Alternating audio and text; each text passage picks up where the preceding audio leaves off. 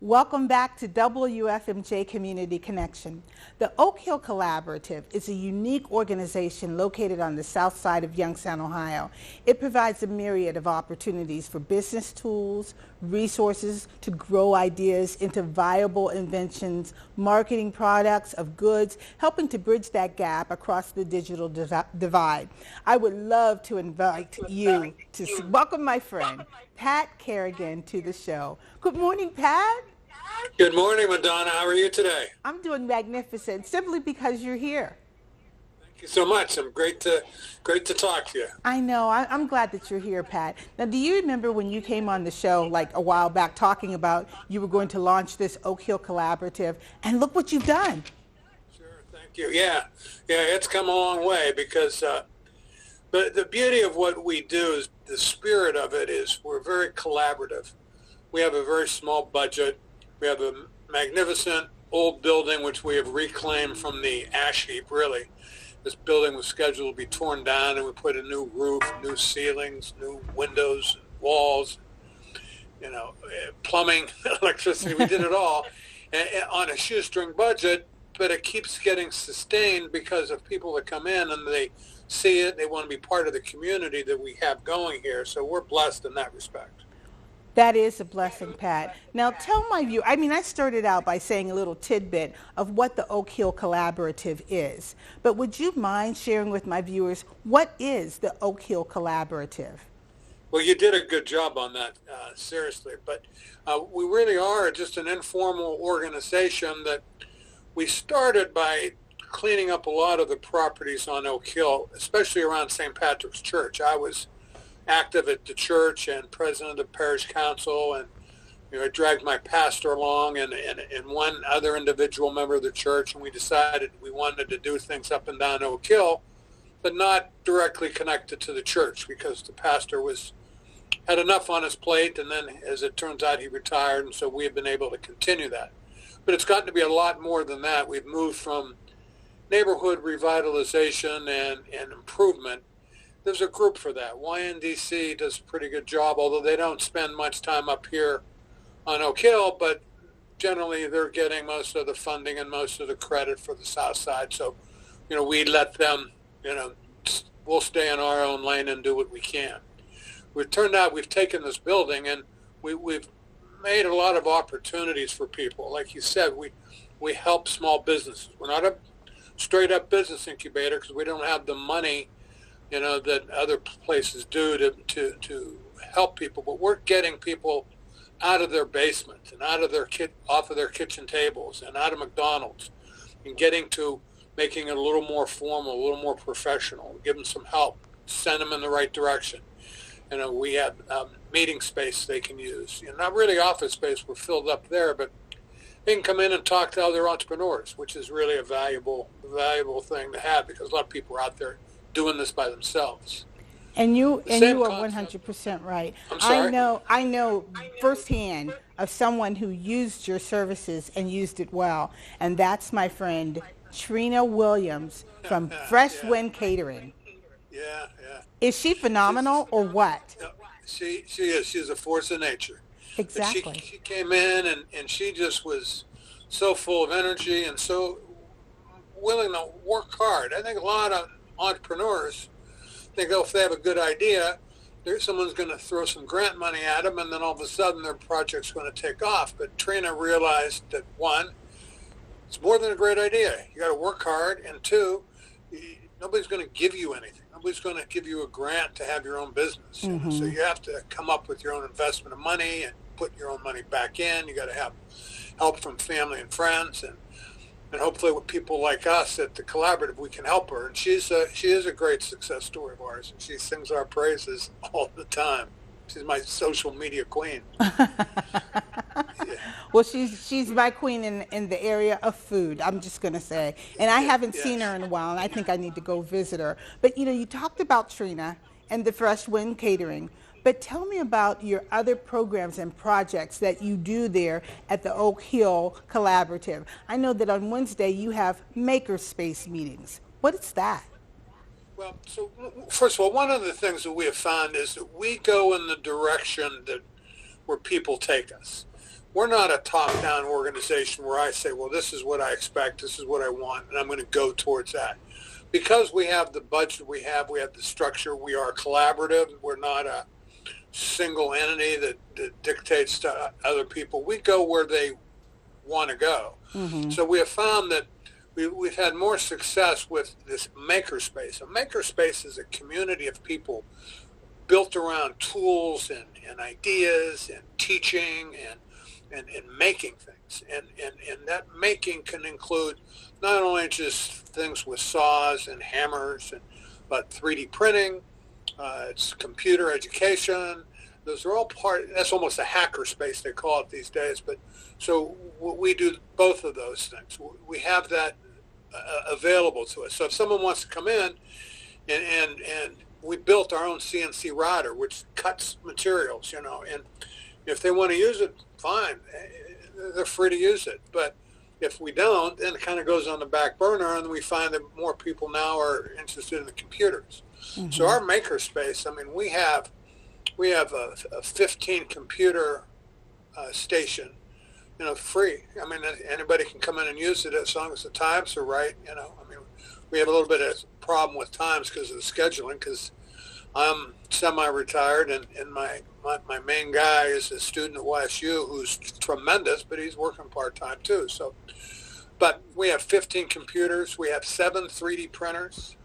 We have all sorts of mechanical equipment like that, like a CNC router, which is computer-based. So we do a lot of things that are digital, that are based off of computers.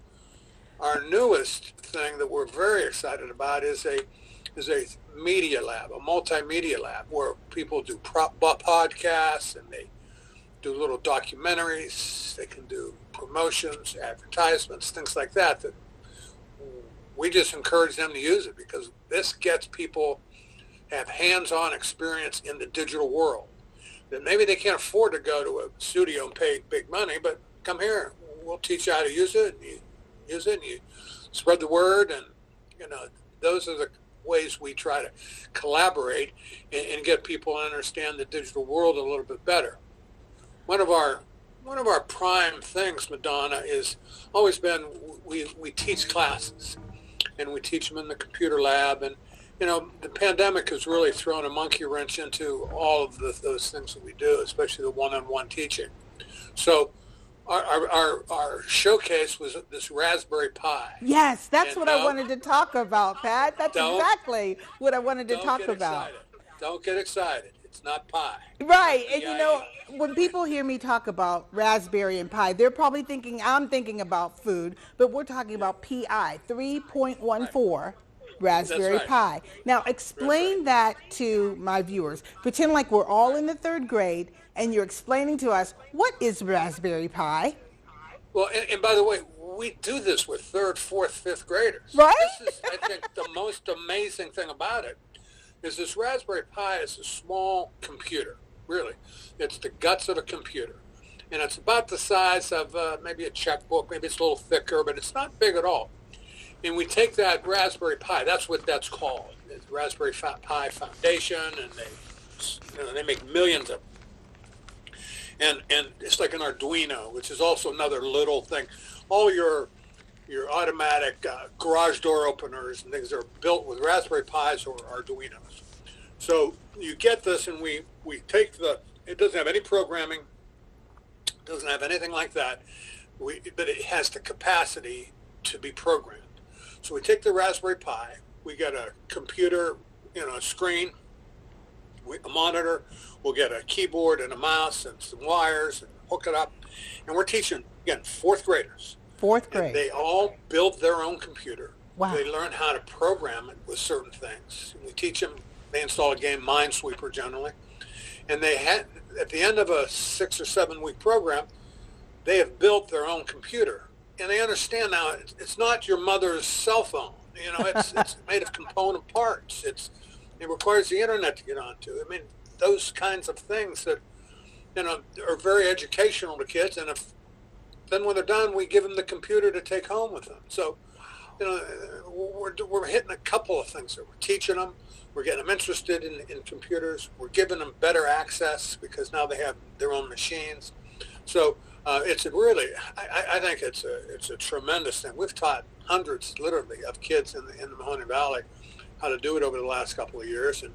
But with the pandemic, schools are closed, so we're not going into schools. So we have created our own video class, 6 or 7 hours of high quality, where I'm surprised how good it is, of a video that teaches this class. So we can teach this virtually now. So we're pretty excited about it. We start next week with one school in the Youngstown City school system as a pilot program.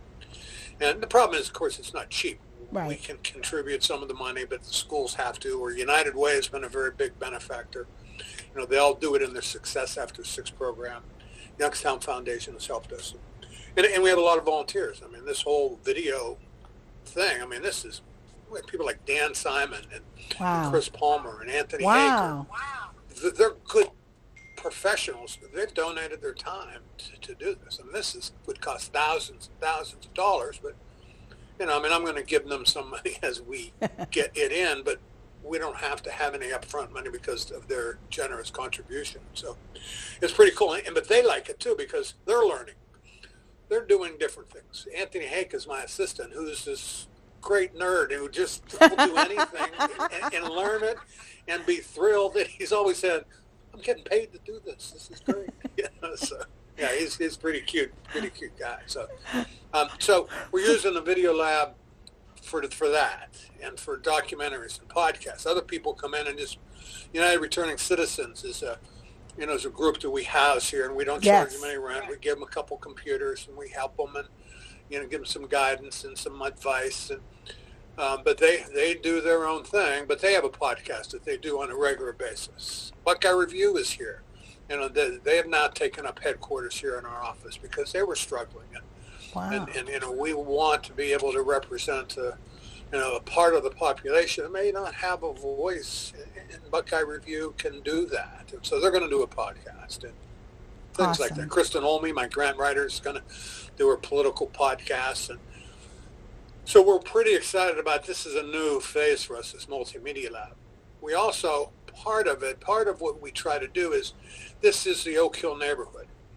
And we came up with this idea, and we got a small grant from the Wien Foundation to do a virtual neighborhood tour of Oak Hill. Now, this is something that I am blown away by. I am so excited because this Oak Hill neighborhood is a historic area. It is historically especially bound. In the African American community. You Indeed. And I have talked about this, and the first churches were here. This was all populated by African Americans, at least until the freeways came through and moved so many people out of here. But even in, recent history, recent to me, but, Reed's Arena and the Casablanca nightclub, Clarence Robinson Center, right? Those old churches, things like that are just part of the history of blacks in Youngstown that are kind of ignored right now. Well, we can do something about that. There's an old brewery here, that Renner Brewery right around the corner that's just still there. It's abandoned, but it's like it's a ghost town, but it could make a good story.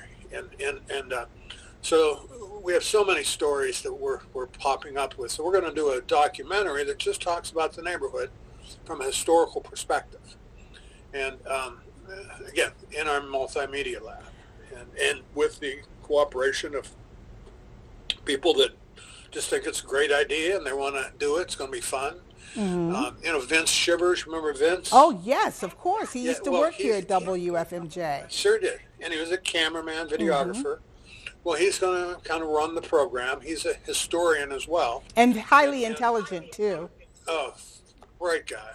Very good guy. Very talented man. And so he's going to be doing that for us. And so, again, that's just another project that we do that again, I'm blessed. The collaborative is blessed. We'll get somebody to come by and say, well, I can do that. And I'll say, go for it. Wow. As long as it doesn't cost me too much money, you do what you want, and I'm going to encourage it. So we're lucky that way. So well, Pat, I took a moment and I folded up my script here into a piece of paper about the size of a checkbook. So the Raspberry Pi is about, and I'm showing it to my viewers. I know you can't see it, but it's about the size of a checkbook. That's small. Yeah, and it's actually probably not even, you're 8.5 by 11, so you're 11 inches long. It's not even that. It's probably about 8 inches. It's about 8 inches long and about 1.5 inches thick. Wow. So, wow. I mean, it's tiny. Yes. And yet it has the capacity to run programs, and we teach in kids to put an operating system in it. Third and fourth graders. Yeah, right. Wow. Right. Oh, it's amazing. And to see these kids get all excited, they don't know that they shouldn't know this stuff, you know? They're like, oh, yeah, this is great, you know? And I'm like, it brings a tear to my eye, literally. Wow. Well, one other thing that you mentioned that I definitely want to tap into, and that is you mentioned about the historical review of the Oak Hill area and how it was very important in the minority community, specifically the African American community. The church that my great-grandmother was one of the founders of, Old Oak Hill AME Church, which is now St. Andrew's AME Church, was at the bottom of the hill, you know, before the freeway system came in there. And then also you mentioned Clarence Robinson. Would you believe I went to school with Clarence Robinson, but I think that the Clarence Robinson was either his grandfather or father. But I talked to him all the time on Facebook, and I said, do you know you are a living legacy in Youngstown, Ohio? I said, you need to come back here and do something. And he says, oh, Madonna, you're full of it. No, people know about Clarence Robinson, and I know Clarence Robinson.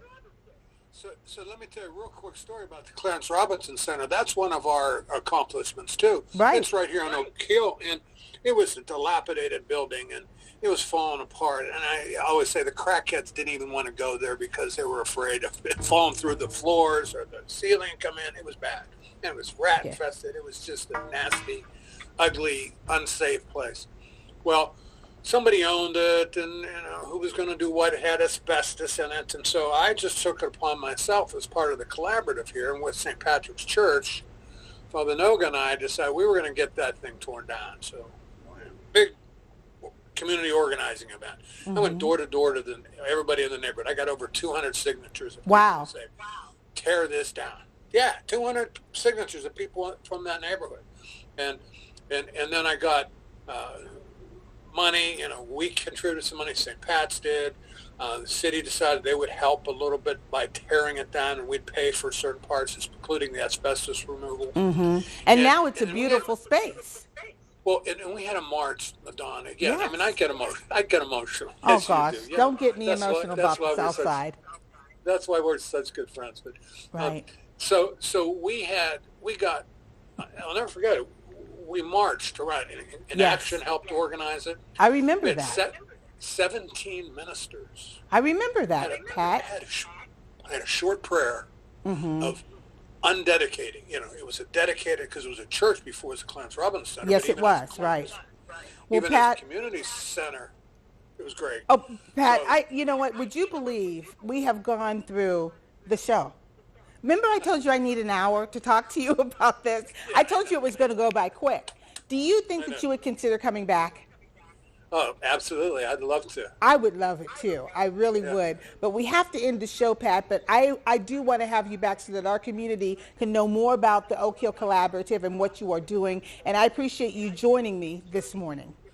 Okay. Well, thank you so very, very much. I appreciate the help that you do to everybody in the community. Thank you, my friend. We'll talk soon. Okay.